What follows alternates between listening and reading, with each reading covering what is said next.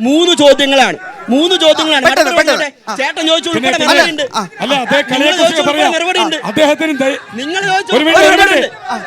മറുപടി പറയട്ടെ. മൂന്ന് ചോദ്യങ്ങളാണ്.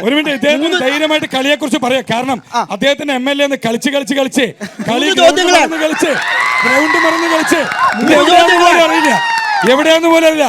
കളി വീരനാണ് ആള്. ഫുൾ ടൈം കളിയാണ്. നിങ്ങളിങ്ങനെ അസഹിഷ്ണുത കാണിക്കില്ല. മറുപടി പറയട്ടെ. എനിക്ക് മറുപടി അത് കേൾക്കാൻ മറുപടി കേൾക്കാൻ നിങ്ങൾക്ക് എന്താ അത്ര പ്രയാസം? ഞാൻ പറയണ മറുപടി ഇപ്പോഴാ ശ്രീ മുരളീധരൻ ഒന്ന് സമാധാനിച്ചു. എനിക്ക്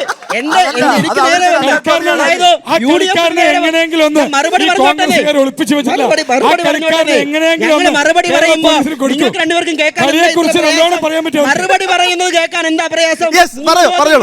മൂന്ന് ചോദ്യങ്ങളാണ് എനിക്കെതിരെ വന്നത്. ഒന്ന് നെൽവയലുമായി ബന്ധപ്പെട്ടുള്ള വിഷയം. നെൽവയൽ ഇതിനകത്ത് കാണാനില്ല, പകുതിയായി കുറഞ്ഞു എന്നൊരു വിഷയം വളരെ പ്രധാനപ്പെട്ട പാലക്കാട് ജില്ലയെ സംബന്ധിച്ചും കേരളത്തിനെ സംബന്ധിച്ചും അടിസ്ഥാനപരമായി ഉന്നയിച്ച വിഷയത്തിനകത്ത് നോക്കൂ, ഈ ഗവൺമെന്റിന്റെ സമീപനം എന്താ? കർഷകരോടുള്ള ഈ ഗവൺമെന്റിന്റെ സമീപനം നെല്ല് ശേഖരണം നടത്തി അതിന്റെ പൈസ കൊടുക്കാത്തൊരു ഗവൺമെന്റ് ഉണ്ടാകുമ്പോൾ അവര് പൈസ എങ്ങനെ വാങ്ങുന്നറിയോ? എല്ലാ കോപ്പറേറ്റീവ് ബാങ്കിലും പോയിട്ട് ഈ പൈസ വാങ്ങണമെങ്കിൽ ഒപ്പിട്ട് കൊടുക്കണം. ഒപ്പം എന്താ അറിയോ?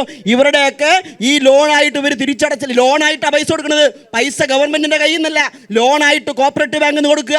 ഈ ലോൺ ഇവർ തിരിച്ചടച്ചില്ലെങ്കിൽ ആത്മഹത്യ ചെയ്യേണ്ട നിലയിലേക്ക് കേരളത്തിലെ കർഷകരെ മാറ്റിയ ഒരു ഗവൺമെന്റ് ഭരിക്കുമ്പോൾ നെൽവയലുകൾ പകുതിയാകും, ഇല്ലാതെയാകും, മാറ്റം വരണം. രണ്ടാമത്തെ ചോദ്യം, നിങ്ങൾ ചോദിച്ച ചോദ്യം, UDF-നകത്തെ തറയിൽ മെമ്പർമാരില്ല എന്നുള്ളത്. നോക്കൂ, കഴിഞ്ഞ തവണ UDF-ന് മെമ്പർമാരില്ലായിരുന്നു, പൂജ്യമായിരുന്നു.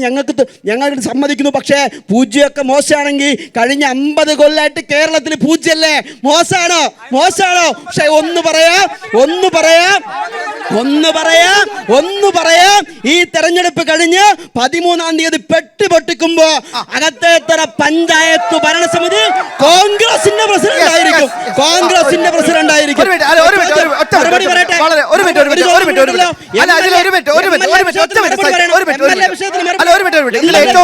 ഏറ്റവും പ്രധാനപ്പെട്ട കാര്യം, അതായത് പാലക്കാടാണ്. അപ്പൊ സ്വാഭാവികമായിട്ടും നെല്ല് സംഭരണം ഞാനത് പ്രത്യേകമായി എടുത്തു പറയേണ്ട ഒരു വിഷയമാണ്. ഒരുപാട് പേരുണ്ട്. തീർച്ചയായും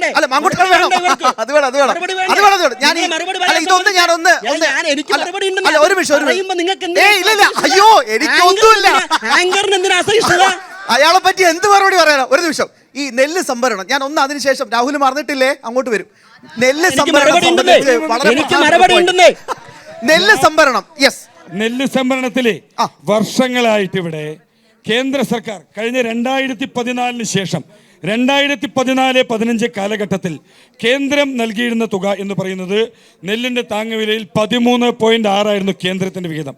ഇത് ക്രമാനുഗതമായി കൂട്ടി കൊണ്ടുവന്ന് കേന്ദ്രവിഹിതം ഓരോ വർഷവും കൂട്ടുന്ന സമയത്ത് കേരളം കഴിഞ്ഞ 4 വർഷമായിട്ട് കേന്ദ്രത്തിൻ്റെ വിഹിതം 2020 ശേഷം 8 രൂപ 80 കൊടുത്തു. അത് താഴോട്ട് CPM എങ്ങനെയാണോ വളരുന്നത് അതുപോലെയാണ് താഴോട്ടാണ് നെല്ലിൻ്റെ വിഹിതം കേരളത്തിൽ കൊടുത്തുകൊണ്ടിരിക്കുന്നത്. പിന്നെ 2 നയാ പൈസ തന്നിട്ടില്ല എന്ന് പറഞ്ഞത് എൻ്റെ പൊന്നു ചേട്ടാ, അത് കവലപ്രസംഗമല്ല. കേന്ദ്രം തരാത്ത പൈസയെക്കുറിച്ചുണ്ടെങ്കിൽ നിങ്ങളുടെ 2 മരവാടകളെ എന്തിനാണ് പാർലമെന്റിൽ അയച്ചിരിക്കുന്നത്? ബ്രിട്ടാസ് മരവാട് എന്തിനാ അയച്ചിരിക്കുന്നത്? ഇവിടെ നിങ്ങളുടെ MP-മാര് പണം പുഴുങ്ങിയിരിക്കുകയാണ്. കേന്ദ്രത്തിലെ നിങ്ങളുടെ MP-മാരുടെ വായിൽ എന്താ പഴം തുരുകിയിരിക്കണം? അവിടെ മോദിയോട് ചോദിക്കാൻ എന്താ പ്രശ്നം? നിങ്ങളുടെ MP-മാരുടെ വായിൽ പഴം തുരുകിയിരിക്കണം, മോദിയോട് ചോദിക്കാൻ എന്താ പ്രശ്നം? മരവാടകൾ എന്തിനാ ജയിപ്പിച്ചു വിട്ടിരിക്കണേ? നിങ്ങളെ MP-മാര് മരവാടകൾ എന്തിനാ ജയിപ്പിച്ചു വിട്ടിരിക്കണേ?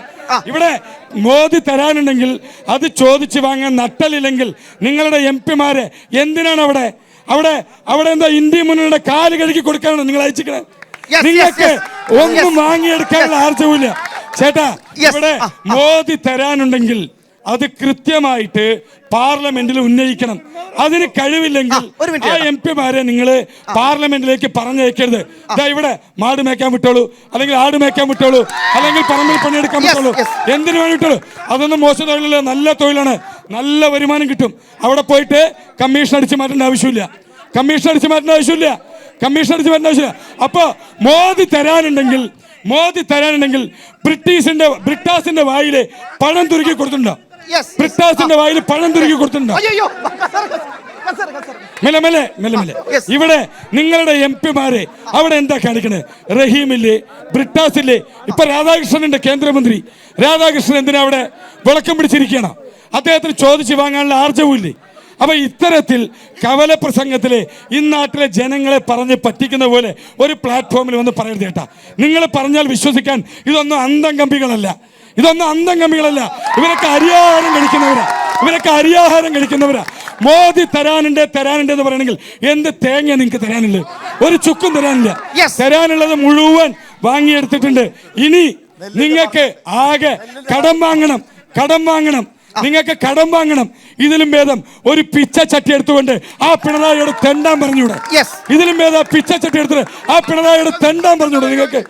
എന്തിനാ നിങ്ങൾ ഇങ്ങനെ ഇരുന്ന് മെഴുകണ ചേട്ടാ? എന്തിനാ ഇങ്ങനെ ഇരുന്ന് മെഴുകണ? BJP